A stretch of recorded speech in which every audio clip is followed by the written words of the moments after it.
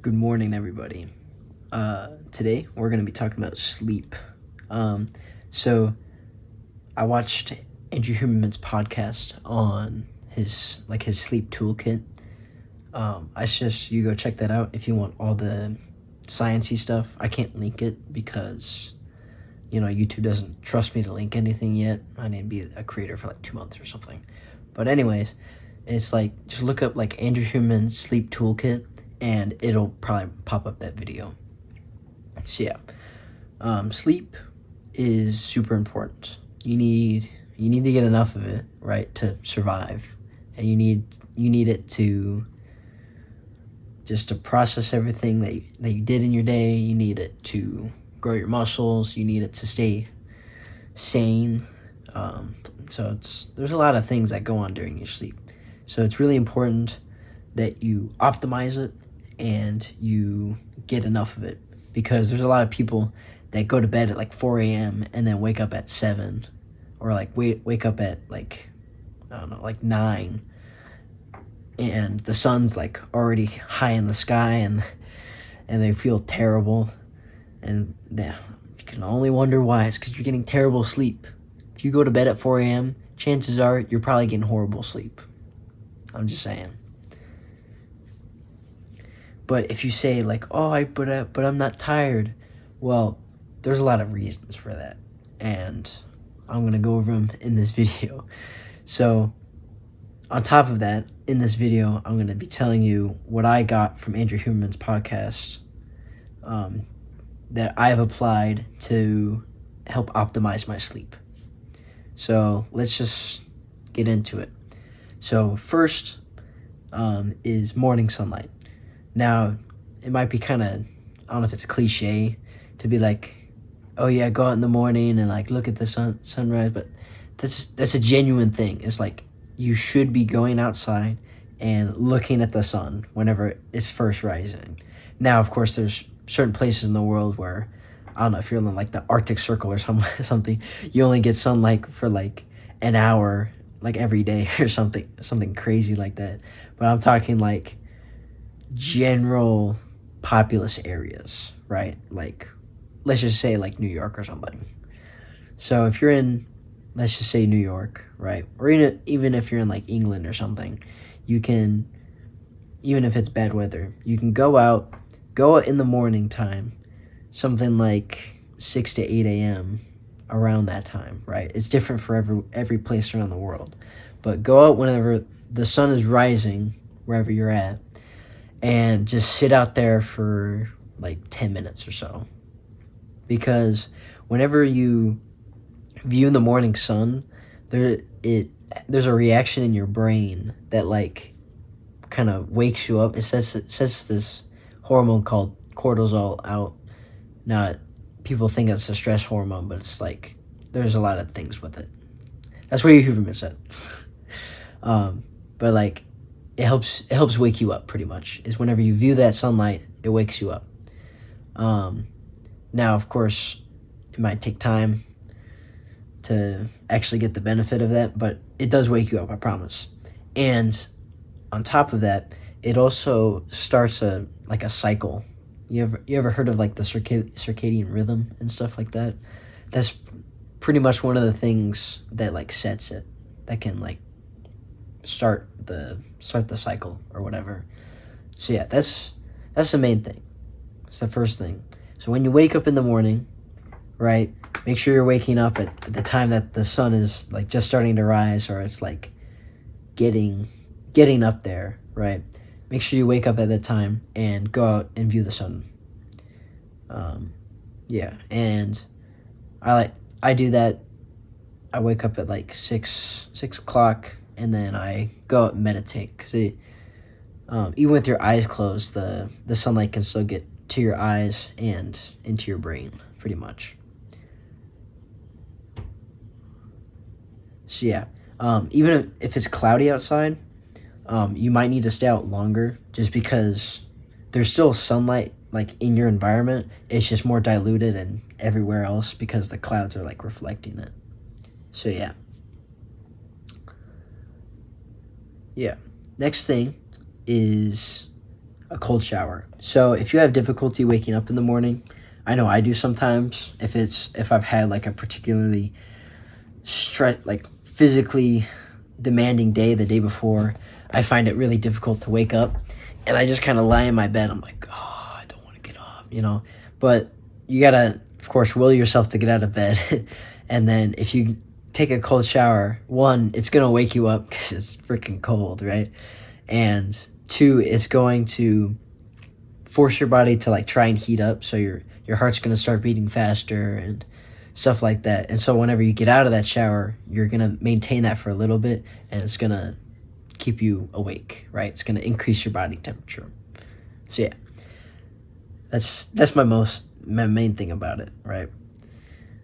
Yeah. If you have trouble taking cold showers, remember it's only just for a little bit, and you just gotta suck it up, right? Like I don't particularly like taking cold showers either, but I just suck it up and I do it. And they don't have to be like ice cold either. They can be like, I wouldn't say cool, but like moderately cold, and they still have the same effect. But of course, you got to be in there for more than like about a minute or so, and you'll get all of the waking up benefits. Because if you stay in there for like 1 second, obviously it's not going to have the same effect. So yeah, cold showers. Moving on, coffee. Everybody loves their coffee. My opinion on caffeine in general is, why would you need something to stimulate you when you can just muster the energy yourself, right? That's just my opinion on it. I know some people like their coffee and their caffeine, like their pre-workout and stuff. You can have it if you want, but what I derived from the podcast is he said, try to avoid having caffeine until about 90 to 120 minutes, so like roughly 2 hours after you wake up. And that's to avoid any afternoon crashes. And that makes sense, right? It's whenever you have caffeine, you know how it wears off eventually. If you have caffeine like early in the morning, right when you wake up, then you're more likely to have that caffeine wear off when you don't want it to in the afternoon. So you just kind of like slump. And yeah, so just wait a little bit until you have your caffeine in the morning. So like go out, do your sunlight stuff, take a cold shower. If that takes you like 2 hours, then have your coffee. But like maybe after your cold shower, you I don't know, you like go out and there you go. So like go out for like a run or something, until you go out for like a 30-minute run or something before you come back, and then have your morning coffee. That took forever. Yeah, moving on. My next tip is to time your eating. So when you eat food, it accelerates your metabolism some, and it, your heart starts beating faster, and your stomach starts munching up the food, and your small intestine kind of like swoops it through. Your organ stuff. That starts to increase when you eat, right? So that's more activity. So in the morning time, if you want to wake up more, you can eat if you don't fast. But the main thing with that is to avoid eating like 2 or 3 hours before you go into bed. Now, if you're like tracking your calories and you're not necessarily at your calorie goal or something, you gotta time it right and have food like X. But it's like a big determinant of how well your sleep is if you eat within that 2 to 3 hour time frame before you go to bed. Like for me, I've been like kind of testing this almost, but when I found that when I eat less than 2 hours before I go to bed, I wake up and I feel a lot more tired than when I go to bed after not eating for two or so hours, like before I go to bed. I hope I phrased that right. But yeah, don't eat 2 to 3 hours before you go to bed, and see what it does. That's my biggest thing, I believe. Yeah. Yeah. Next tip is increase your time in bed, because when you go to bed, and you go to bed from, like, let's just say, like 10 to 6, technically that's like 8 hours, but it's not 8 hours of sleep, because it takes time for you to fall asleep. So you need to increase your time you're in your bed, so you have more time to sleep, because not everyone instantly goes to fall asleep. No one goes to sleep instantly, right? Unless they're like hit on the head or something. So increase your time in bed, and with the things I've listed before, you're going to start increasing your sleep efficiency. So to get that 8 hours, instead of when you have, so some people will need to be in bed for like 11 hours to get that 8 hours of sleep, because their sleep is like so bad. But when you start implementing these things that I have like listed, your sleep efficiency is going to get better. So you might only need like 10 or 9 hours instead of the 11 to get the full 8 hours of sleep that you probably should be getting. So yeah. The final tip, the final tip is be consistent. When you're consistent, your body likes it, right? It's because you fall asleep at a time, wake up at a time, and it's like that every single day, right?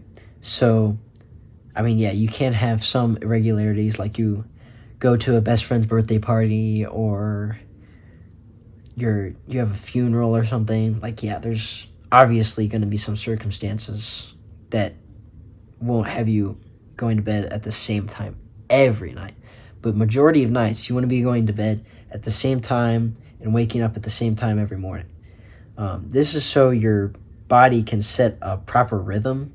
On top of the things that I've listed, consistency is the most beneficial one, because if you go to bed and you stay in bed for 9 hours every night, right, you're going to sleep better, right? You're going to get more sleep. Because, again, there's some people going to bed at 4 a.m., like these ridiculous hours, going to bed at 4 a.m. and then waking up at like 10, and then they're not getting their sunlight.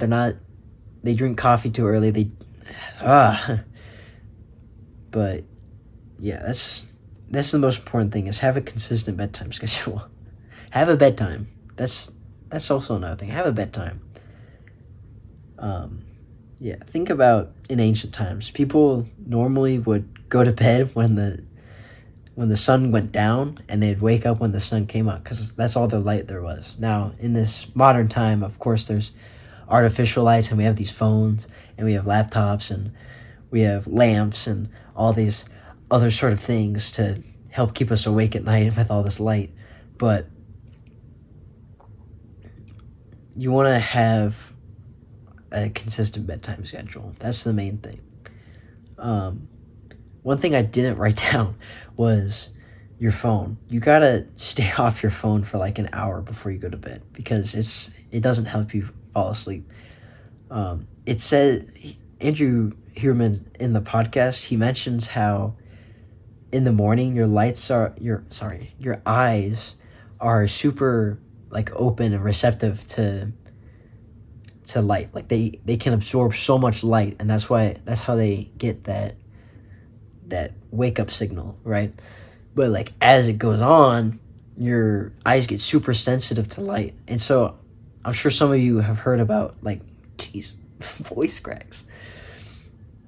I'm sure some of you have heard about like blue light and how it's bad for your sleep. Well, it is. Now, it's not bad for you all like in the morning time necessarily, but if you want to sleep better, you need to cut out a majority of light before you go to bed, because all what that light does is it sends a signal into your eyes and brain that's like, oh, it's still daytime, you need to stay awake, and so it prevents you from starting that like starting to get sleepy and stuff. And so that's why a bunch of these people be saying like, oh, but I'm not sleepy, I'm not tired. It's because you're looking at your phone, like even though you have all the brightness all the way down, the light from your phone when it's 2 a.m. in the morning is disrupting your eyes, disrupting your brain, and keeping your brain awake. So that's why you don't feel sleepy, dummy. So this might this is the off script tip is remove technology around two to 1 to 2 hours before you go to bed. So like if you stop eating, just stop looking at your phone after you eat, I guess. Like your last meal, don't look at your phone after your last meal. Yeah. That I feel like that'd be a good one. It reduce your screen time too if you don't stay on your phone scrolling on TikTok to 2 a.m. every night. That might help you. So yeah, that's all I got for you today. I hope you sleep better. I hope you have a great day. And yeah, be better. Have a W day.